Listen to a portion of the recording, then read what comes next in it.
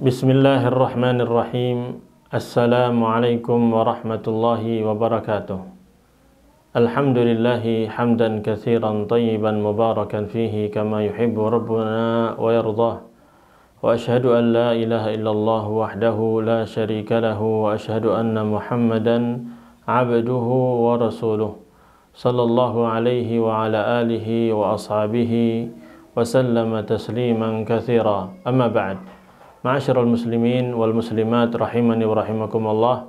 Insyaallah kita akan melanjutkan pembahasan kita berkaitan dengan buku Meraih Keberkahan Ramadan berdasarkan Al-Quran dan As-Sunnah serta athar salafus salih yang ditulis oleh Al-Ustaz Yazid bin Abdul Qadir Jawas rahimahullahu rahmatan wasi'ah. Pada kesempatan kali ini kita akan membahas tentang rukun-rukun puasa yang harus kita perhatikan agar puasa kita betul-betul sah dan sesuai dengan syariat sehingga diharapkan akan diterima oleh Allah Subhanahu wa taala. Di sini Al-Ustaz Yazid rahimahullah taala mengatakan ibadah puasa memiliki 4 rukun, yaitu yang pertama niat, berniat ya. Yang kedua menahan diri dari hal-hal yang dapat membatalkan puasa. Yang ketiga sesuai waktunya. Itu puasa itu dilakukan sesuai waktu yang telah ditentukan. Dan yang keempat adalah orang yang berpuasa. Yakni ketentuannya siapa yang wajib melaksanakan ibadah puasa ini siapa saja, dan siapa yang sah akan melaksanakan puasa itu siapa saja. Ketentuan orang tersebut bagaimana. Jadi tidak dikatakan berpuasa apabila keempat rukun ini tidak terpenuhi. Karena ini merupakan rukun dalam amalan ibadah puasa tersebut. Dan berikut ini penjelasan ringkasannya dipanjang lebar oleh beliau ya, akan dijelaskan oleh beliau tentang rukun-rukun tersebut. Tadi yang pertama apa? Niat. Yang kedua adalah menahan diri dari hal-hal yang membatalkan puasa tersebut. Yang ketiga adalah apa tadi? Yaitu sesuai waktunya, dilakukan sesuai waktu yang disyariatkan. Dan yang keempat adalah pelaku puasa tersebut, bagaimana ketentuan orang yang berpuasa itu. Nah, pada video ini, pada kesempatan kali ini kita hanya akan membahas poin yang ke-1 dan kedua, yakni rukun pertama dan rukun kedua. Karena pembahasannya lumayan panjang sehingga kita bagi 2 sesi aja. Sesi pertama ini khusus untuk rukun yang pertama dan juga rukun yang kedua. Nanti sesi berikutnya, di video berikutnya nanti bisa disimak poin yang rukun yang ke-3 dan rukun yang ke-4. Baik. Rukun pertama yaitu berniat. Harus ada niat, keinginan dalam hati bahwa kita ingin berpuasa di hari tersebut. Niat puasa harus selalu dilakukan pada malam hari sebelum berpuasa di keesokan harinya. Kalau pagi hari kita mau puasa, niatnya harus dari malam. Ini kalau berkaitan dengan puasa yang wajib. Adapun puasa yang sunnah maka bisa di siang harinya. Misalnya seseorang yang dari sejak subuh dia belum makan, belum minum, ya, belum melakukan hal-hal yang membatalkan puasa, lalu di jam 8 misalnya dia ada keinginan dalam dirinya untuk berpuasa, maka dia langsung puasa saat itu. Itu kalau puasa sunnah bisa. Dan hal ini pernah dilakukan oleh Rasulullah SAW. Ketika itu beliau belum makan, belum minum sejak subuh, ya, kemudian bertanya kepada keluarganya, apakah ada makanan? Nggak ada. Akhirnya Rasulullah SAW bersabda, idzan ana shaim. Kalau demikian, saya akan berpuasa. Nah, maka ini untuk berpuasa sunnah tidak mengapa. Adapun berkaitan dengan puasa wajib, maka harus diniatkan dari malam harinya. Bahkan disebutkan dalam sebuah hadis, man lam yubayyit as-siyam, man lam yubayyit bis-siyam, fala siyama lahu. Atau man lam yubayyit bis-siyami, man lam yubayyit as-siyama qabla al-fajri fala siyama lahu. Au kama qala. Barang siapa yang tidak meniatkan untuk berpuasa di malam hari sebelum terbitnya fajar, maka tidak ada puasa baginya, artinya puasanya tidak sah. Karena ini syarat bahkan termasuk rukun ya. Rukun puasa ini kalau mau diterima ya harus ada niat, keinginan dalam hati untuk melakukan puasa. Kemudian beliau mengatakan niat ini merupakan keharusan dalam berpuasa. Bahkan niat merupakan kewajiban yang ditetapkan terhadap setiap ibadah dan amal atau aktivitas, dan dalam beribadah harus mengikhlaskan niat karena Allahu Azza wa Jalla semata. Jadi pertama harus ada niat, yang kedua niatnya harus ikhlas karena Allah Subhanahu wa Ta'ala. Barulah amal tersebut akan diterima oleh Allah Jalla wa Ala. Allah Subhanahu wa Ta'ala memerintahkan kita untuk ikhlas dalam berbagai macam ayat. Banyak sekali ayatnya. Di antaranya disebutkan dalam surat Al-Bayyinah. Al-Bayyinah itu surat yang ke-98, tepatnya di ayat yang ke-5. Allah Subhanahu wa Ta'ala berfirman, "Wa ma umiru illa liya'budullaha mukhlishina lahuddin hunafa'a wa yuqimus salata wa yu'tuz zakah wa dzalika dinul qayyimah." Dan mereka ini tidak diperintahkan kecuali agar mereka beribadah kepada Allah dengan mengikhlaskan seluruh ketaatan hanya kepada Allah. Yakni dengan memurnikan ibadah ini, semua amal ibadah dalam agama ini dimurnikan hanya untuk mencari pahala di sisi Allah Subhanahu wa Ta'ala. Lalu mereka mendirikan salat, mereka membayar zakat, dan inilah agama yang lurus. Wa dzalika dinul qayyimah, dan itulah agama yang lurus. Agama Islam yang benar adalah yang mengajak kita untuk ikhlas beribadah hanya kepada Allah Subhanahu wa Ta'ala saja. Dan juga berdasarkan sabda Rasulullah sallallahu alaihi wasallam, Rasulullah sallallahu alaihi wasallam bersabda, "Innamal a'malu binniyat wa innama likulli imri'in ma nawa." Sesungguhnya amal perbuatan itu tergantung kepada niatnya, dan sesungguhnya balasan bagi setiap amal sesuai dengan apa yang dia niatkan. Ini terjemah dari Ustaz Yazid rahimahullah ta'ala. Jadi bisa juga diterjemahkan dengan terjemah yang lain, yaitu sesungguhnya amal-amal perbuatan itu harus dengan niat. Nah, maknanya bisa dua. Jadi dengan niat, ya memang harus ada niatnya. Dalam berpuasa, konteksnya pembahasan kita, puasa ini harus ada niatnya. Harus ada keinginan dalam hati untuk melakukan puasa tersebut. Demikian. Makanya termasuk rukun dalam berpuasa.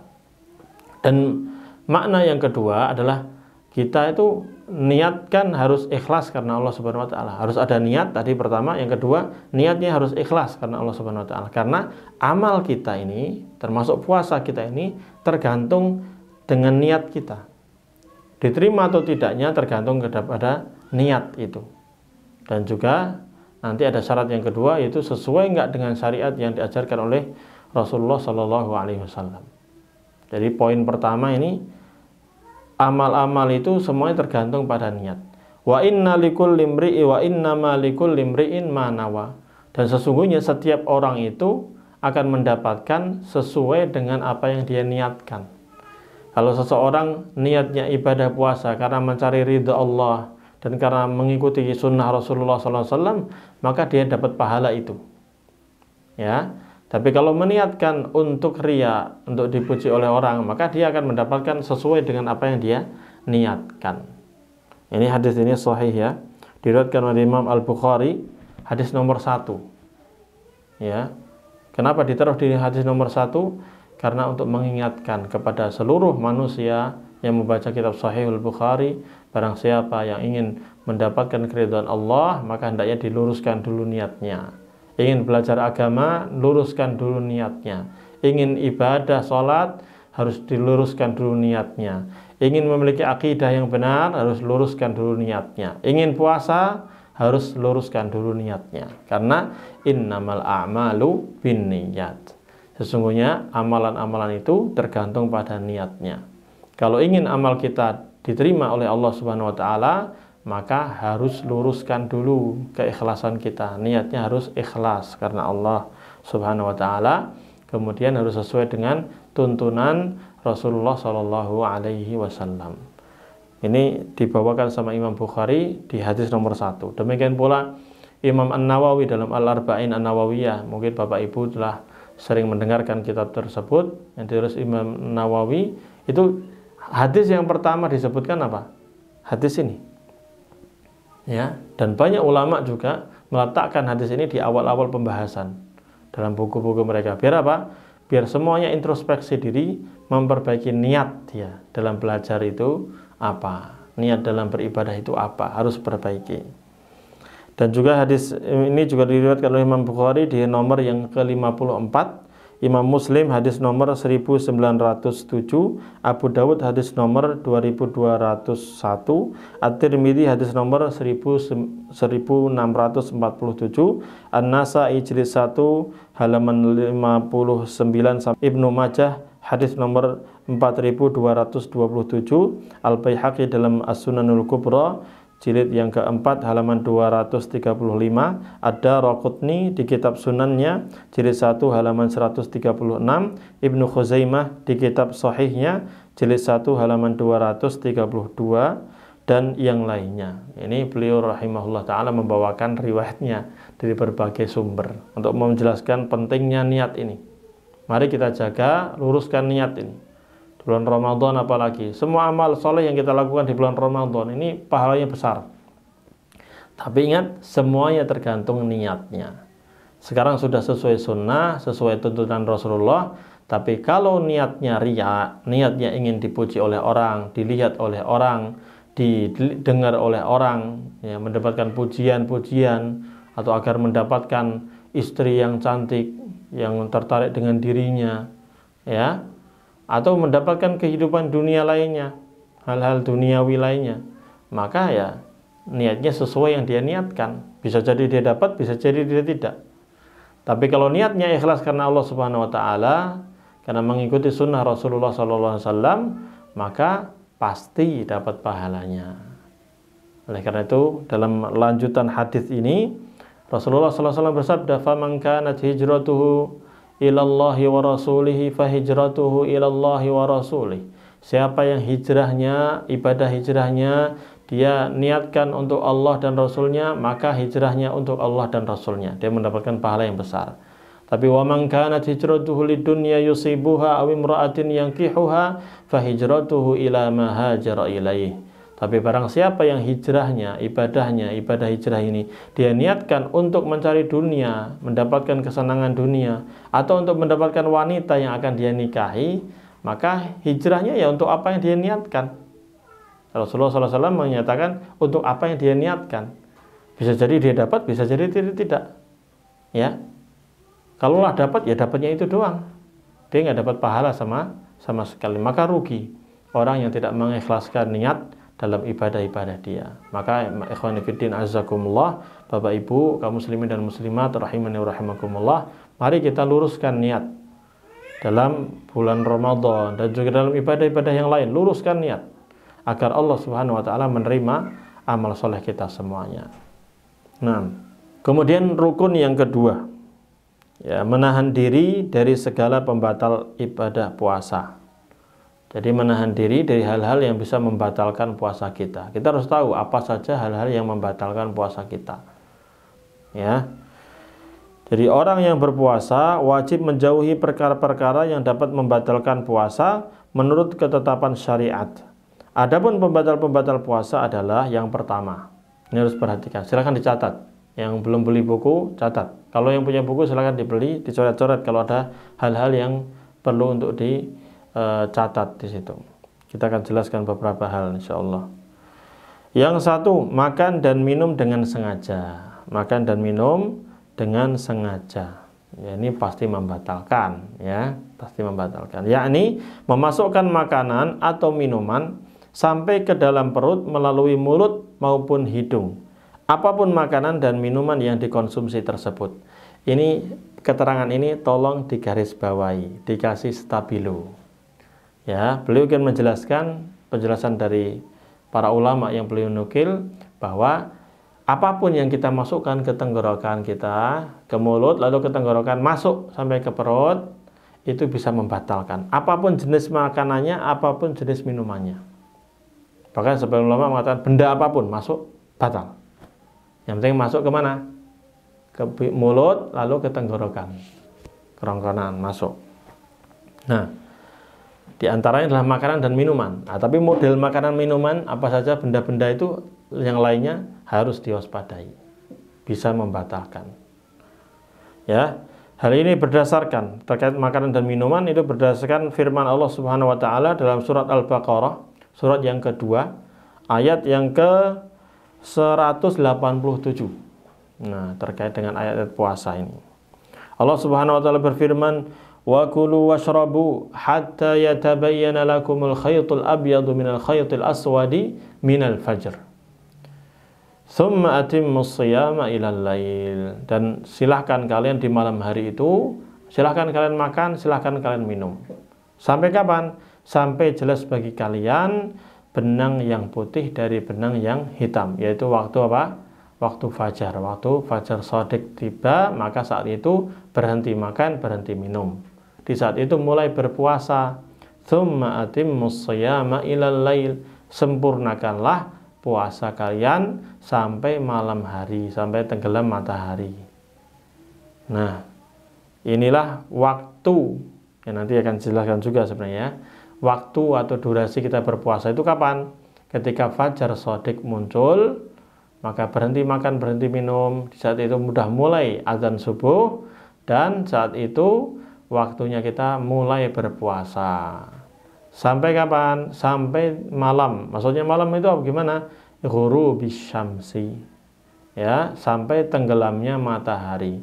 Kalau matahari sudah tenggelam, ya Rasulullah SAW bersabda, "Idza aqbala al-lailu min hahuna wa adbara an-naharu min hahuna wa gharabatis syamsu faqad aftara as-shaim."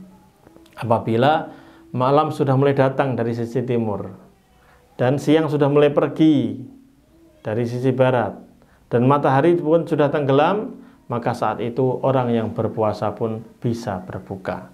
Itu waktu maghrib, azan maghrib ditandai dengan apa? Ditandai dengan tenggelamnya matahari.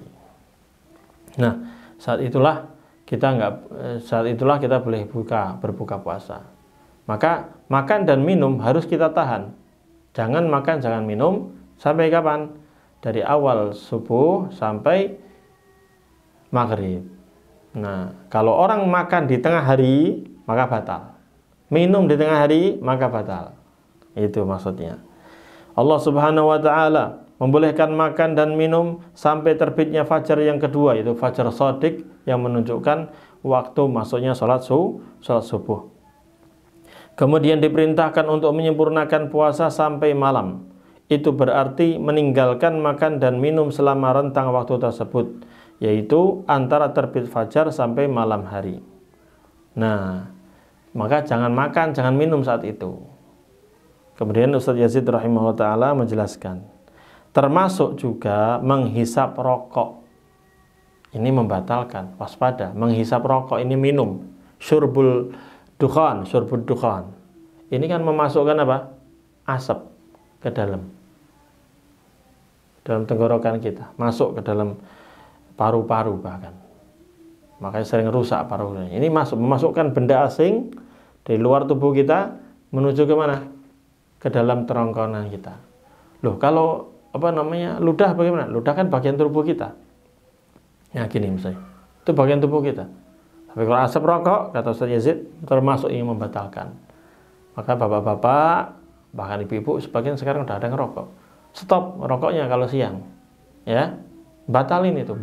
Wow, kadang orang lebih kuat untuk meninggalkan makan minum daripada meninggalkan rokok. Rokok itu udah kayak makanan pokoknya itu. Nah, maka tinggalkan. Ini membatalkan. Ya, termasuk juga menghisap rokok, memasukkan suatu zat cair atau zat beku melalui hidung, mata atau telinga, dengan syarat jika semuanya itu sampai ke perut. Kalau sampai ke perut, ini membatalkan. Ini disebutkan, dinukil oleh beliau dari kitab Al-Majmu' Syarhul Muhadzab. Al-Majmu' Syarhul Muhadzab, jilid yang ke-6, halaman 313. Dan juga dalam kitab Kashful Qina, jilid yang kedua, halaman 317. Ini keterangan beliau dinukil dari para ulama.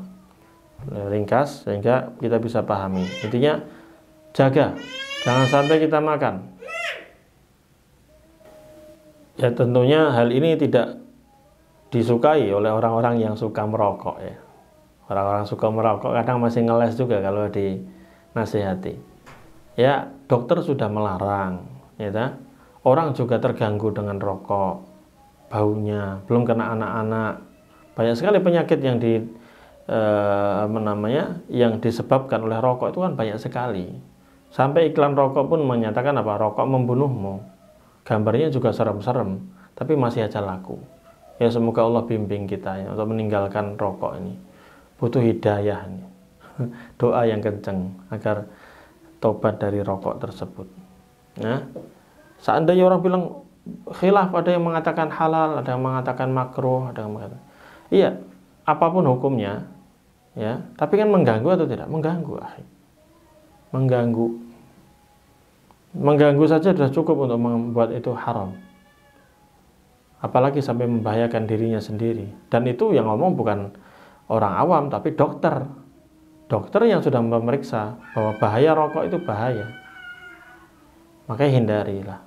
Para ulama banyak kok yang sudah berfatwa haram. Sudahlah. Demi kesehatan kita, ya. Kasihan kadang. Ya, kasihan. Keluarganya kasihan, istrinya kasihan, anak-anaknya kasihan. Ya. Kecuali sesama perokok yang memang menikmati, ya gimana ya.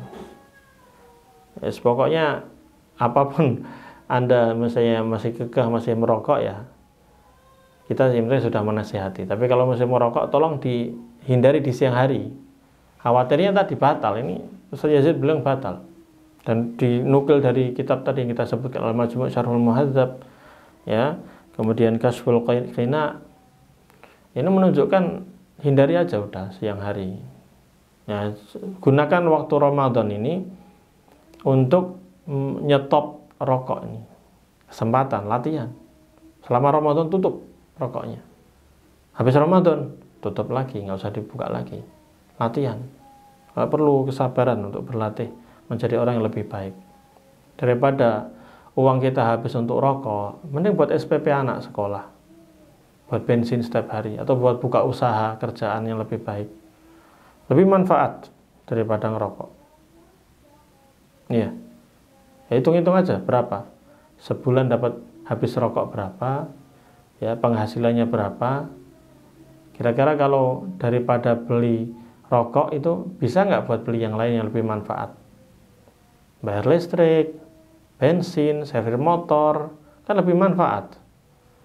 Untuk makanan anak-anak, biaya sekolah, SPP, hal-hal yang lebih manfaat banyak. Mari gunakan pertimbangkan antara maslahat dan madarat. Timbangan yang benar. Ya, mana yang lebih manfaat, mana yang bahaya, harus ditimbang. Nggak semua yang kita suka itu baik untuk diri kita. Nggak semua yang menjadi kebiasaan itu baik untuk diri kita. Awal berat mungkin meninggalkan, iya berat. Tapi latihan terus, semoga Allah mudahkan. Nah, perlu proses, ya. Kemudian beliau menukil perkataan Syekhul Islam Ibnu Taimiyah rahimahullah ta'ala, di mana Syekhul Islam Ibnu Taimiyah rahimahullah ta'ala mengatakan, seperti yang sudah diketahui bahwa nas, dalil-dalil, dan ijma' kesepakatan para ulama telah menetapkan bahwa puasa itu batal karena makan, minum, berhubungan badan, dan haid. Ya, menstruasi wanita ini membatalkan apa? Puasa. Disebutkan dalam kitab beliau Majmu' Fatawa Syekhul Islam Ibnu Taimiyah rahimahullah ta'ala di jilid yang ke-27. Ya, 25 ya kayaknya. Nah, 25. Ya. Ke-25 halaman 244. Nah, ini makan dan minuman harus kita tinggalkan di siang hari. Nah, jangan sampai kita sengaja makan minum. Ya, perhatikan juga yang punya warung, hati-hati. Jangan buka sembarangan warungnya. Perhatikan yang masuk ini sakit atau gimana, atau safar kali. Tapi kalau enggak ya jangan. Ya, atau dia membelikan untuk saudaranya yang sakit atau apa, perhatikan. Makanya bukanya jangan siang-siang sudah, daripada goda orang lain. Ya, awalnya lapar, lihat buka warungnya, snacknya enak-enak, makannya enak-enak, tergoda akhirnya. Anda ikut dosa juga. Buka sore-sore aja, atau waktu menjelang sahur, atau untuk buka puasa sore-sore. Orang beli untuk buka puasa kan lebih laku, lebih laris ya dagangannya insya Allah, daripada siang-siang menggoda orang, akhirnya banyak orang bermaksiat gara-gara warung yang Anda buka. Baik, Yang kedua, hal-hal yang semakna dengan makanan dan minuman. Ya, semua hal yang semakna dengan makanan dan minuman bisa membatalkan puasa, seperti transfusi darah dan infus zat makanan kepada orang yang berpuasa sehingga ia tidak perlu lagi makan dan minum. Ya, infus itu kan ganti dari makan dan minuman. Walaupun dia masuknya mungkin tidak dari mulut ya, dari mulut. Enggak, dari sini. Walaupun dia masuknya mungkin tidak dari mulut, tapi dari suntikan dari tangan sini. Tapi fungsinya dia sama seperti makanan dan minuman sehingga hal ini membatalkan puasa dia. Karena itu, jika seseorang ditransfusi darah untuk keadaan darurat, seperti saat terjadi pendarahan atau diberi jarum infus, maka dengan demikian ia sudah tidak berpuasa dan harus mengqadha puasa hari itu di hari yang lain. Dan dibolehkan baginya untuk berbuka, artinya tidak berpuasa karena keadaan darurat, tapi ia harus mengqadhanya. Ya sebenarnya gini ya, pembahasan ini kan berkaitan dengan transfusi darah, ya apalagi cuci darah ya. Kemudian berkaitan dengan infus, berarti orang ini sehat atau sakit? Sakit kan? Kan kalau sakit ada hukum tersendiri. Faman kana minkum maridhan aw ala safarin fa iddatum min ayamin ukhra. Siapa di antara kalian yang sakit parah sehingga berat untuk berpuasa, nggak mungkin dia berpuasa karena sakitnya parah. Atau dalam keadaan safar, pergian yang jauh, maka lalu dia tidak berpuasa, sehingga dia tidak berpuasa saat itu, maka kapan? Fa'iddatum min ayyamin ukhra, diqadha. Ya, dia utang puasa dilakukan di hari yang lain ketika dia sudah sembuh. Nah, demikian. Maka pembahasan transfusi darah, pembahasan infus ini kan sebenarnya masuk kepada bagaimana orang yang sakit, kan gitu. Nah, tetap ini membatalkan puasa dan harus dia mengqadha di hari yang lainnya. Jadi suntikan infus yang mengandung zat-zat makanan artinya menyalurkan cairan zat-zat makanan menurut perut dengan maksud untuk memberikan makanan bagi orang yang sakit. Suntikan seperti ini membatalkan puasa karena memasukkan makanan kepada orang yang berpuasa. Ini batal ini ya. Ini lihat Haqiqatus Shiyam karya Syekhul Islam Ibnu Taimiyah di halaman 15. Suntikan semisal yang tidak sampai kepada perut, hanya ke aliran darah misalnya, maka juga bisa membatalkan puasa karena cairan tersebut kedudukannya menggantikan makan dan minum. Ya. Fadilatul Syekh Muhammad bin Ibrahim rahimahullah taala berkata, "Al-zahir yang tampak bagi kami bahwa jarum yang disuntikkan ke pembuluh darah dapat membatalkan puasa." Ya, kalau ada yang dari sini kan infus kan dari sini. Ya. Ini bisa membatalkan puasa karena adanya zat yang masuk ke dalam tubuh pemakainya. Dan para ahli fikih rahimahumullah telah menilai dengan jelas tentang rusaknya puasa orang yang memasukkan sesuatu ke dalam perutnya melalui bagian manapun dari tubuhnya. Ini disebutkan dalam kitab Fatawa wa Rasail Syekh Muhammad bin Ibrahim, jilid yang keempat halaman 189. Ya, ini walaupun infus itu masuknya nggak dari sini, kan memang infus dari sini, dari tangan kan, dari sini, maka tetap membatalkan puasa karena fungsinya adalah fungsi seperti makanan. Kemudian yang ketiga yang bisa membatalkan puasa adalah keluarnya darah haid dan nifas. Wanita yang menstruasi, keluar darah haid dan nifas, wanita yang lahiran, maka ini tidak boleh mereka untuk berpuasa dan bisa membatalkan puasanya saat itu. Ya, jika seorang muslimah sedang mengalami fase keluarnya darah haid atau nifas, maka puasanya menjadi batal. Baik ia mengetahui hal tersebut di awal pagi maupun di akhir waktu puasa. Ia harus berbuka dari puasanya dan wajib mengqadha puasa Ramadan.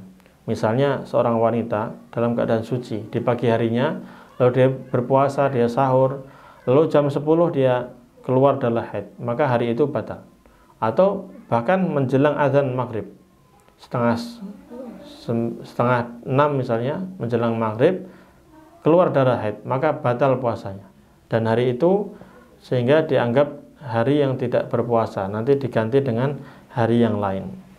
Hal ini berdasarkan hadis yang sahih diriwayatkan dari sahabat Abu Sa'id Al-Khudri radhiyallahu anhu. Ia berkata, Rasulullah sallallahu alaihi wasallam pernah bersabda, "Alaysa idza hadat lam tusalli wa lam tasum fadzalika nuqsanu diniha."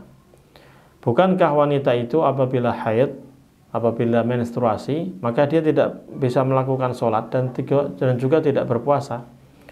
Yang demikian itulah merupakan bentuk kekurangan agamanya.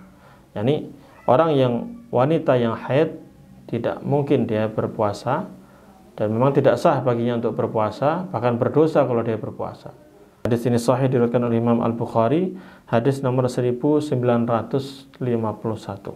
Juga berdasarkan hadis yang diriwayatkan dari Ummul Mukminin Aisyah radhiyallahu anha, ia berkata, "Kunna nahidu ala ahdi Rasulillah sallallahu alaihi wasallam fa nu'maru biqada'is shaumi wa la nu'maru biqada'is shalah." Dahulu kami pernah mengalami haid menstruasi pada masa Rasulullah sallallahu alaihi wasallam. Ya, kami para wanita ini dulu menstruasi di zaman Rasulullah sallallahu alaihi wasallam.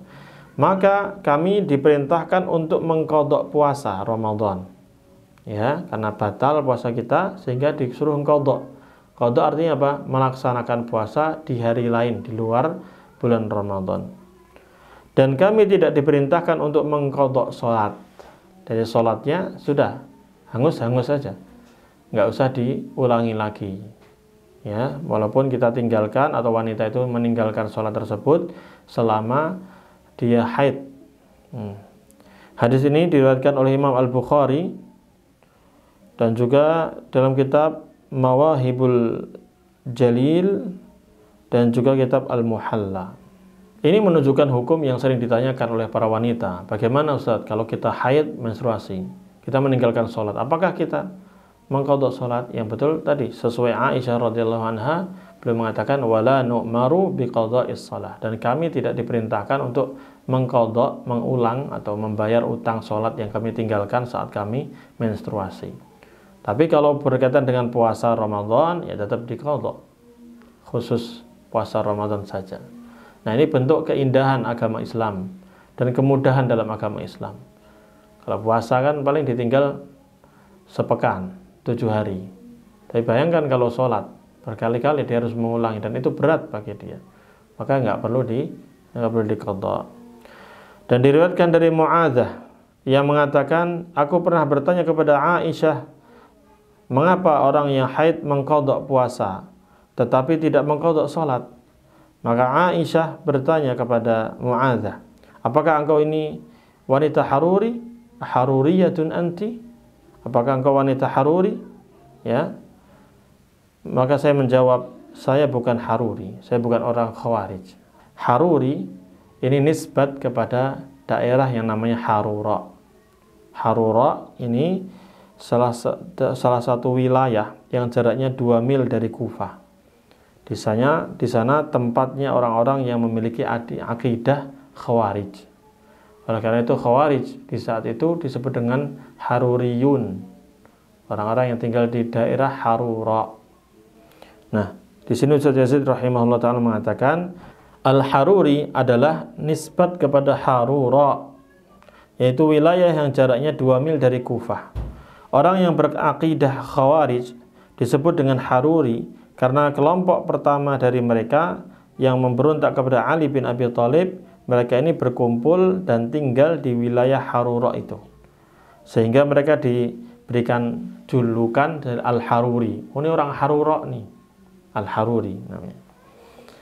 Demikian yang dikatakan oleh Imam Al-Hafidh dalam Fathul Bari, dan juga silakan bisa dilihat dalam kitab Al-Lubab, ya, karya Imam Ibnul Athir. Mereka orang-orang Haruriyah mewajibkan wanita-wanita yang telah suci dari haid untuk mengqadha salat yang terluput di masa haidnya. Aisyah radhiyallahu anha khawatir Mu'adzah ini ya menerima pertanyaan dari khawarij yang mempunyai kebiasaan menentang sunnah dengan akal mereka.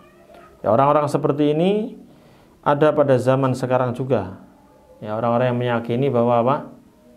Memiliki keyakinan khawarij dan juga meyakini bahwa orang yang wanita haid itu harus mengqadha salatnya. Ini pemikiran yang salah. Ini pemikirannya khawarij di zamannya Aisyah radhiyallahu anha. Ya, harus kita jauhi pemikiran ini.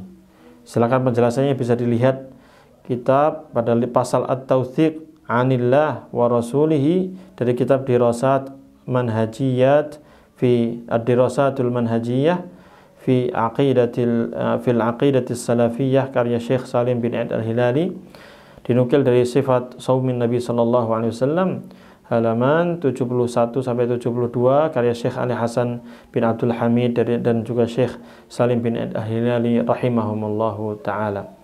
Jadi, kenapa Aisyah mengatakan kepada Mu'adzah, "Aharuriyatun anti?"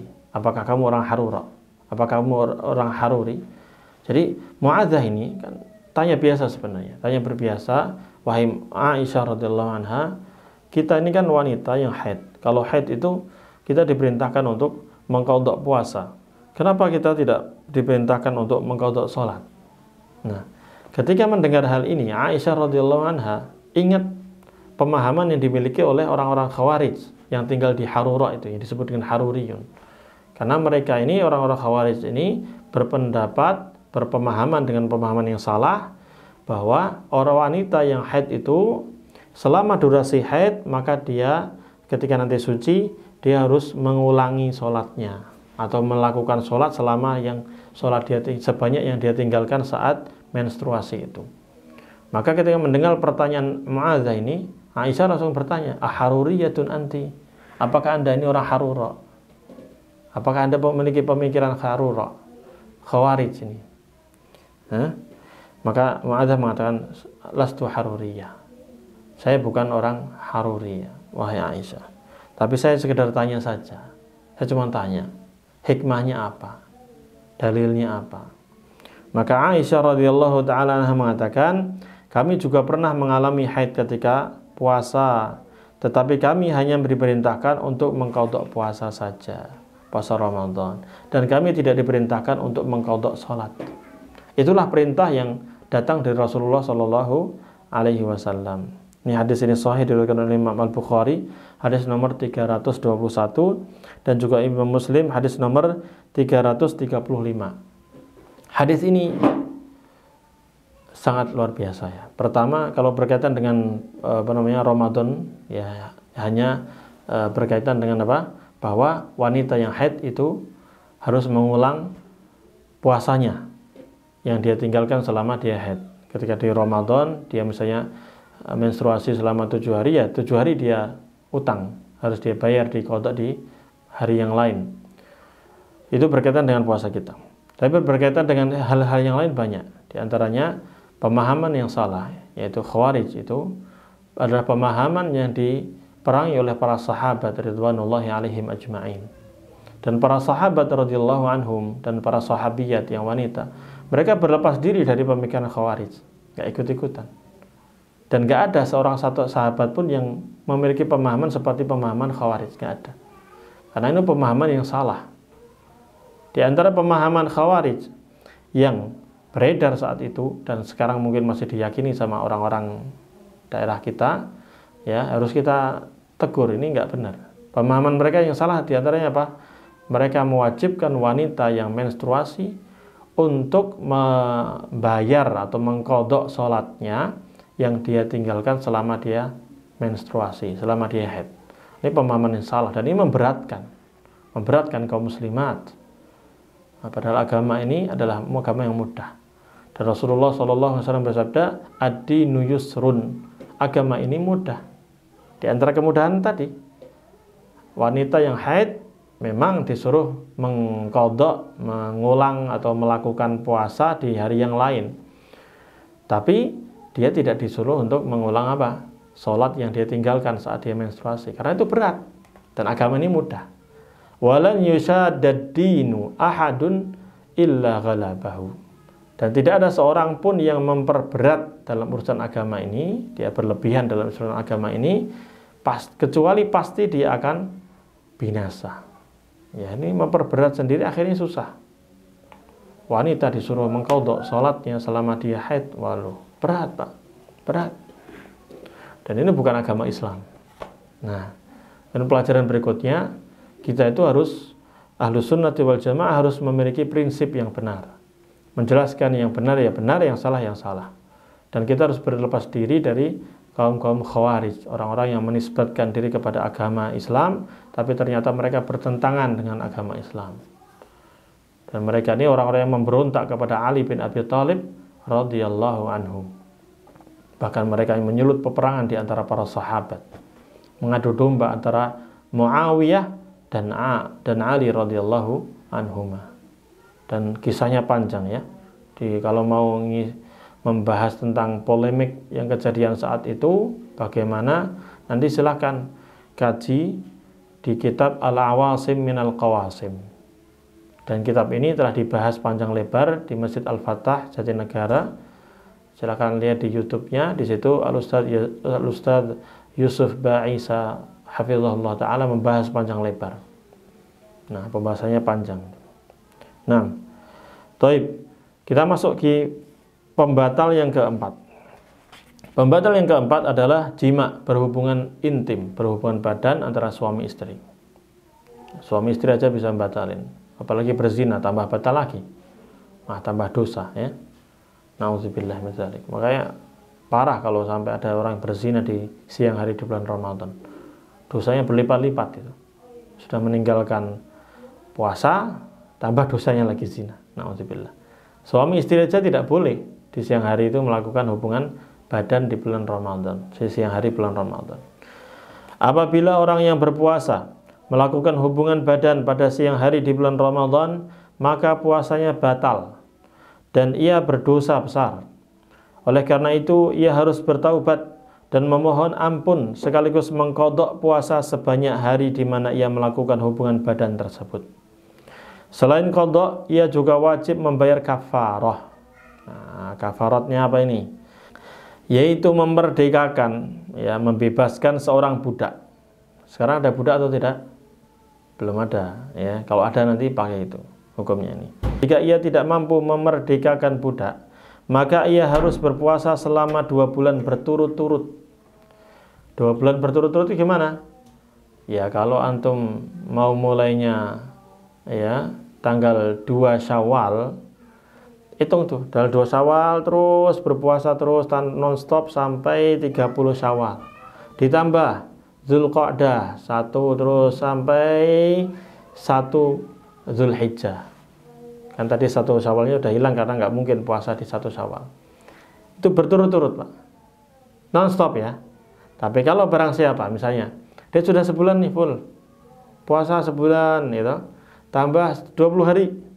Qadarullah tanggal 21 di bulan yang kedua ini dia nggak puasa, dia ulang lagi dari awal. Harus mutatabi'ain, harus siyamu syahraini mutatabi'ain. 2 bulan ini harus berturut-turut, nggak boleh ada yang bolong. Berat atau berat? Berat. Kalau dia tidak mampu, itu dulu jalanin dulu, tapi jalanin dulu. Kalau nggak bisa baru, ya. Dan jika ia tidak mampu untuk berpuasa selama 2 bulan berturut-turut, maka ia harus memberi makanan 60 orang miskin. Bisa 60 porsi, gesekan ke 60 orang, atau 60 porsi sehari 1, 2, sampai orang miskinnya 1 dapat 60 porsi. Dicicil pun bisa. Nah gitu, intinya 60 porsi gitu, makanan gitu aja untuk orang miskin. Nah, miskinnya berapa? Bebas. Jelas? It'amu sittina miskinan. Memberikan 60 orang yang miskin. Nah, paling simpel sebenarnya kumpulkan 60 orang miskin, ya ta? Belikan 1 porsi makanan, ajak mereka makan, selesai. Ya, atau masak yang banyak sama mereka makan kenyang, selesai itu kafarahnya. Masing-masing dengan 1 mud. Ya, 1 orang miskin ini dapat 1 mud gandum. Itu makanan pokok. Jenis yang bagus seberat, waduh, digeramin sama satu. Seberat 562,5 gram. Karena 1 sok sebanding dengan berat 2,25 kg. Nah, gitu ya. Ya, 1 mud. Itu diberikan kepada mereka. 60 orang orang miskin. Caranya tadi sebenarnya para ulama menjelaskan tadi, bisa memang 60 orangnya, atau 60 porsi dicicil, itu bisa. Wallahu ta'ala alam. Puasa 2 bulan berturut-turut tidak bisa diganti dengan memberi makan, kecuali apabila ia benar-benar tidak mampu mengajarkan puasa tersebut karena adanya halangan yang dibenarkan. Misalnya, jika ia menderita suatu penyakit atau dikhawatirkan munculnya penyakit bila ia menjalankan puasa tersebut. Adapun orang yang merasa keberatan karena amalan puasa, maka hal itu tidak bisa menjadi alasan baginya untuk berpindah pada pemberian makan kepada 60 orang miskin. Dan berpuasa 2 bulan tersebut harus dikerjakan secara berturut-turut dan tidak boleh terputus. Seperti yang saya jelaskan tadi, harus turut-turut, nggak boleh ada yang bolong dalam tengah-tengah itu. Kecuali apabila ada halangan yang dibenarkan oleh aturan syariat, seperti adanya hari raya Idul Fitri tanggal 1 Syawal yang nggak mungkin, atau hari raya Idul Adha tanggal 10 Dzulhijjah, nggak mungkin, atau hari-hari tasyrik kan dilarang untuk berpuasa, nggak mungkin. Waktu haid atau nifas bagi wanita, ini kalau wanita juga tetap berpuasa nanti. Jadi suami istri tetap yang berhubungan itu, laki perempuan itu dua-duanya bayar kafarah. Itu menurut satu pendapat ya, walaupun ada yang berpendapat cukup suaminya saja. Tapi dua-duanya melakukan, lebih hati-hatinya dua-duanya yang membayar kafarah juga. Serta sakit atau karena sakit dan safar yang tidak disengaja untuk meninggalkan puasa 2 bulan berturut-turut tersebut. Jika ia berbuka, ini tidak berpuasa pada suatu hari, tanpa ada alasan yang dibenarkan, meski hanya 1 hari saja, maka ia harus memulai lagi puasa 2 bulan itu dari awal hingga benar-benar terus-menerus. Tadi seperti yang dijelaskan tadi. Misalnya sudah 1 bulan selesai nih, full 30 hari atau 29 hari. Lalu masuk di bulan kedua, di tanggal 27, tiba-tiba dia nggak puasa tanpa alasan yang dibenarkan, maka yang sebelumnya hangus, dia ngulang lagi dari 1 untuk puasa 2 bulan berturut-turut lagi dari 0, mulai dari 0. Berat atau berat? Makanya sabar, jangan berbuat hubungan intim di siang hari di bulan Ramadan, dosanya besar. Makanya kafarohnya, penebusnya juga besar, berat. Taib. Dalil yang mengharuskan kafarah tersebut adalah hadis sahih yang diriwayatkan dari sahabat Abu Hurairah radhiyallahu anhu yang mengatakan, ketika kami tengah duduk-duduk di sisi Nabi sallallahu alaihi wasallam, tiba-tiba ada seseorang yang mendatangi beliau dan dia berkata, "Wahai Rasulullah, halaktu ya Rasulullah. Wahai Rasulullah, aku telah celaka." Apa yang membuatmu celaka? Nabi sallallahu alaihi wasallam bertanya, "Apa ma'ahlakak? Apa yang membuatmu celaka, wahai fulan?" Dia menjawab, "Aku telah mencampuri istriku, sedangkan aku dalam keadaan berpuasa Ramadan. Di siang hari, di bulan Ramadan, ya, saya berhubungan badan dengan istriku ya Rasulullah. Celaka saya Rasulullah."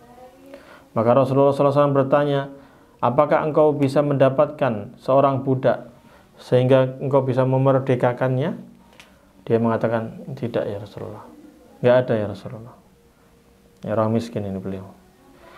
Nabi SAW pun bertanya lagi, "Apakah engkau mampu berpuasa selama 2 bulan berturut-turut?" Dia mengatakan, "Tidak ya Rasulullah. Ya, sehari aja bisa jebol, apalagi 2 bulan berturut-turut." Maka sahabat ini mengatakan, "Tidak ya Rasulullah." Maka Rasulullah bertanya lagi, "Apakah engkau memiliki bekal untuk memberikan makanan kepada 60 orang miskin? Punya nggak uang untuk beli atau membuat hidangan makanan yang disuguhkan untuk 60 orang miskin? Punya atau tidak?" Dia pun mengatakan, "Tidak ya Rasulullah."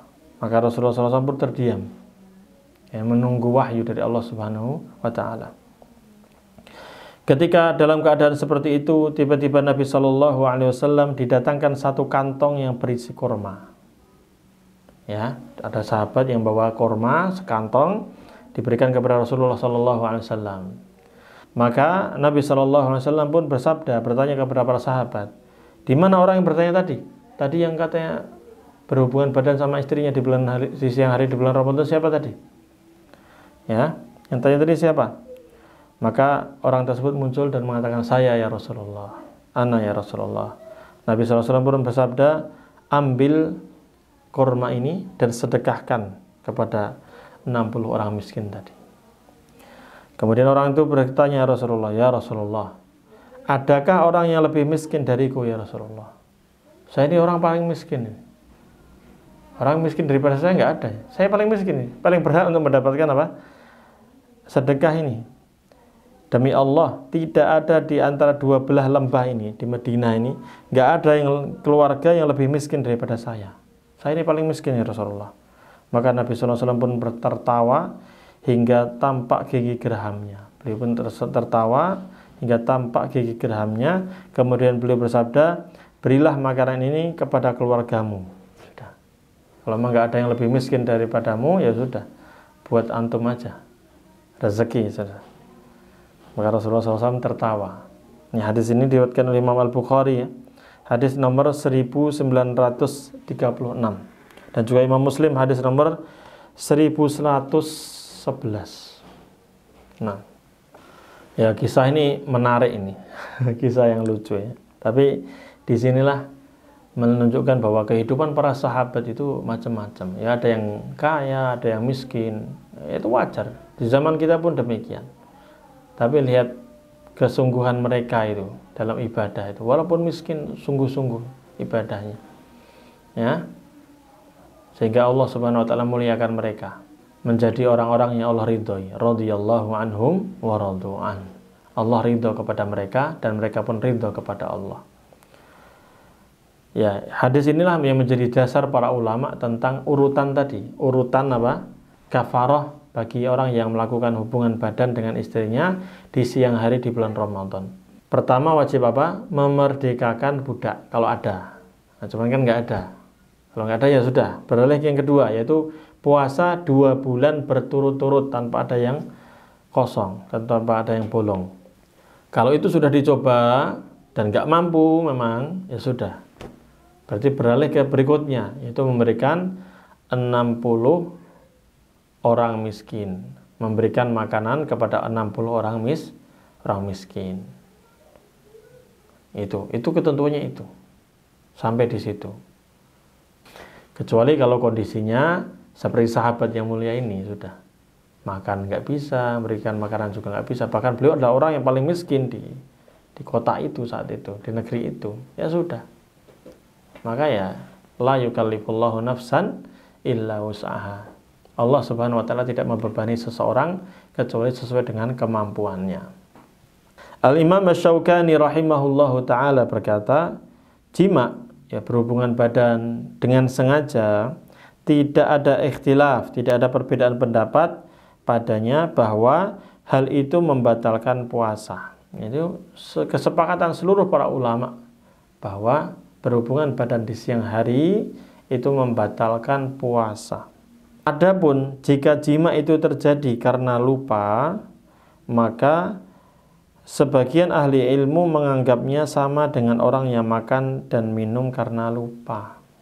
Ini disebutkan dalam kitab beliau Ad-Durarul Mudiyah atau Mudiyah, jilid yang kedua halaman 22 sampai 23. Ya, jadi masalah ini apa bisa ya suami istri lupa dua-duanya? Itu yang jadi masalah. Apa iya dua-duanya lupa, dua-duanya loh.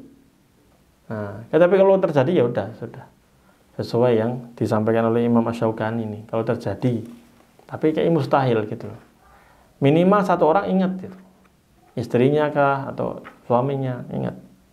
Mestinya saling mengingatkan kalau gitu. Mas jangan mas, nah gitu. Puasa gitu harus diingatkan. Tapi kalau dua-duanya lupa ya sudah. Hukumnya sama seperti orang yang makan dan minum dalam keadaan apa? Lupa. Ya rezeki berarti itu. Jadi enggak batal. Dilanjutkan puasanya. Berarti kan gitu. Kalau disamakan, dikiaskan dengan makan dan minum.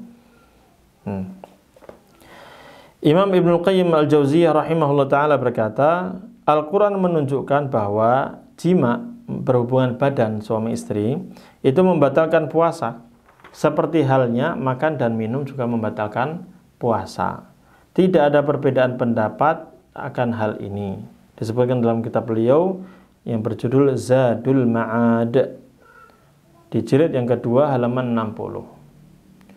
Kemudian yang kelima, yang membatalkan puasa yang kelima adalah muntah dengan sengaja, yaitu mengeluarkan apa yang ada dalam perut dengan sengaja, baik berupa makanan atau minuman melalui mulut. Jadi mungkin dia membuka mulutnya, dikoyak-koyak hingga mual perutnya, akhirnya mengeluarkan muntahan tersebut. Nah, muntah yang disengaja dapat membatalkan puasa, baik itu melalui perbuatan seperti menekan perut, atau dengan cara mencium sesuatu yang tidak sedap supaya muntah, atau dengan melihat sesuatu yang menjijikkan agar bisa muntah. Karena hal tersebut, maka ia harus mengqadha puasanya. Maksudnya, kalau dia sampai muntah, maka batal puasanya. Konsekuensinya, dia harus mengqadha puasanya. Hari itu dianggap tidak puasa, ya, lalu dia diqadha puasa di hari yang lain. Akan tetapi, jika muntah tersebut keluar dengan sendirinya tanpa sengaja, misalnya orang memang punya penyakit perut, ya, sehingga sering mual, muntah, dan dia tidak sengaja tentang hal itu, karena mungkin penyakit dalam tubuhnya, atau karena hal lain yang dia tidak sengaja, karena mungkin dia di kendaraan yang membuat dia mual, ya, kendaraan di mobil ataupun di motor, motor jarang ya, rata-rata mobil atau bis yang membuat dia mual, akhirnya muntah saat itu, maka hal ini tidak membatalkan. Jadi harus diperhatikan antara muntah yang disengaja, memang dia memicu sendiri, atau yang tidak sengaja. Kalau yang sengaja pasti batal, tapi kalau yang tidak sengaja karena faktor tadi yang lain yang tidak sengaja, maka sudah, dia tidak batal. Kalau nggak batal berarti lanjutkan puasanya sampai maghrib. Demikian. Rasulullah Shallallahu Alaihi Wasallam bersabda, "Man dzara'ahul qai'u falaysa alaihi qada'un, wa man istaqa'a falyaqdi."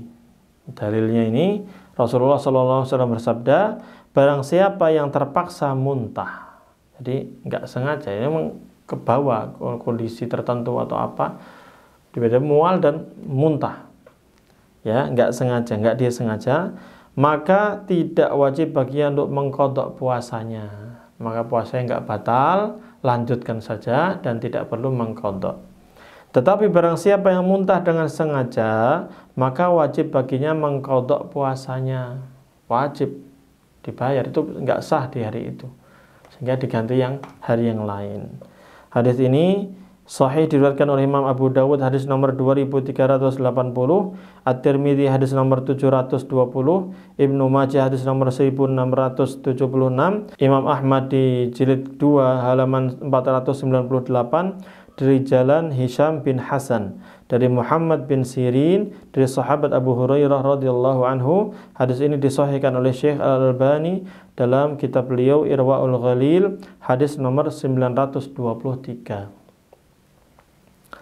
Syekhul Islam Ibnu Taimiyah rahimahullah ta'ala berkata, dengan cara bagaimanapun muntah itu dikeluarkan, maka tindakan itu telah membatalkan puasanya, kalau dia sengaja, ya. Sekali lagi, kalau dia sengaja. Baik itu ia lakukan dengan memasukkan jari ke dalam tenggorokan, atau dengan mencium sesuatu yang dapat membuatnya muntah, atau dengan meletakkan tangan di bawah perutnya dan berusaha mengeluarkan muntahan. Semua itu adalah cara mengeluarkan muntahan, dan itu semuanya membatalkan apa? Puasa. Dan inilah penjelasan dari Syekhul Islam Ibnu Taimiyah rahimahullah ta'ala di kitab beliau Majmu'ul Fatawa jilid yang ke-25, ya, halaman 257. Kemudian terakhir Ustaz Yazid rahimahullah ta'ala membawakan pendapat dari Imam Ibnu Hajar Al-Asqalani rahimahullah ta'ala. Beliau mengatakan, adapun mengenai muntah, jumhur ulama, jumhur itu artinya mayoritas, jumhur ulama artinya mayoritas ulama, kebanyakan ulama, itu mereka telah membedakan antara orang yang muntah dengan tidak sengaja, yang hal ini tidak membatalkan puasa, dengan orang yang sengaja mengeluarkan muntahan, dan ini jelas membatalkan puasa. Ibnul Munzir telah menukil ijma' tentang batalnya puasa disebabkan muntah dengan sengaja. Ini keterangan beliau bisa dilihat di Fathul Bari jilid yang keempat halaman 174. Jadi kalau nggak sengaja, sekali lagi misalnya tadi berkendaraan, orang nggak biasa berkendaraan di mobil, lalu dia naik mobil atau naik bis yang AC, kemudian goyang-goyang yang membuat dia mual, lalu dia muntah saat itu, maka dia tidak batal puasanya, silahkan lanjutkan puasanya, ya dicuci aja mulutnya, kumur-kumur lalu dibuang, kemudian setelah itu gimana? Lanjutkan puasa sampai maghrib. Nah, adapun orang yang sengaja, memang sengaja ingin muntah dengan pemicu-pemicu yang disebutkan tadi, maka batal puasanya dan harus mengulang puasa tersebut, mengqadha atau melakukan puasa tersebut, membayarnya di hari yang lain. Nah, inilah berkaitan dengan pembatal-pembatal puasa yang sebelumnya kita membahas tentang apa? Rukun puasa. Yang pertama adalah niat, harus niat ya bahwa besok saya puasa. Nah, terkait niat ini di dalam hati, tidak ada lafaz tertentu. Oleh karena itu kalau Bapak Ibu sekalian cari dalil tentang lafaz niat puasa, itu nggak ada. Dalilnya nggak ada dari sahabat Nabi SAW, dari Rasulullah SAW, nggak ada keterangan bacaan niat waktu mau puasa, itu nggak ada. Sehingga para ulama menjelaskan bahwa niat itu cukup dalam hati. Anda meniatkan besok puasa, cukup sudah. Besok masuk Ramadan nih, udah niat sebulan, gitu juga cukup. Sebagian ulama mengatakan niatnya itu tiap malam. Sebagian ulama mengatakan niatnya cukup di awal bulan Ramadan langsung diniatkan sebulan, itu juga ada pendapat para ulama demikian. Ya, dan niat itu tempatnya di dalam hati. Nah, kemudian yang kedua terus kita meninggalkan hal-hal yang bisa membatalkan puasa kita. Tadi sudah dijelaskan apa? Di antara yang membatalkan tadi makan, minum dengan sengaja ya, dengan sengaja. Kalau lupa ya sudah, itu rezeki ya. Kalau lupa gimana? Kalau lupa lanjutkan. Kalau lupa ingat, lepehkan, langsung lanjutkan puasa.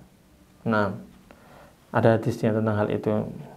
Termasuk di antara yang membatalkan adalah infus, kemudian transfusi darah, atau hal-hal yang fungsinya itu seperti fungsi makanan.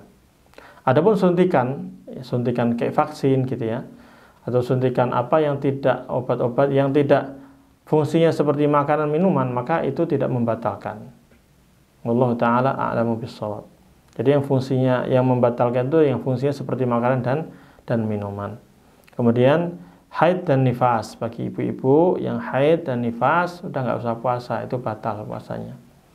Nah, kemudian jima berhubungan badan di siang hari itu juga membatalkan puasa. Kemudian muntah dengan sengaja itu membatalkan puasa. Nah, itulah hal-hal yang penting untuk kita bahas pada kesempatan kali ini. Semoga bermanfaat, bisa dipahami dengan baik dan benar, dan bisa diamalkan nanti ketika Anda berpuasa sunnah ataupun berpuasa Ramadan yang wajib ya. Semoga Allah bimbing kita untuk menjadi hamba-hambanya senantiasa taat kepada Allah dan Rasulnya, dan Allah terima amal soleh kita yang kita lakukan dengan ikhlas karena Allah Subhanahu wa taala, dan ikuti caranya Nabi Muhammad sallallahu alaihi wasallam. Insyaallah cukup sekian saja sesi yang pertama ini. Nanti insyaallah berkaitan dengan rukun yang ketiga dan rukun yang keempat kita akan bahas di kesempatan yang lainnya berikutnya. Insyaallah bermanfaat bagi kita semuanya. Subhanakallahumma bihamdika asyhadu an la ilaha illa anta astaghfiruka wa atubu ilaik. Wassalamualaikum warahmatullahi wabarakatuh.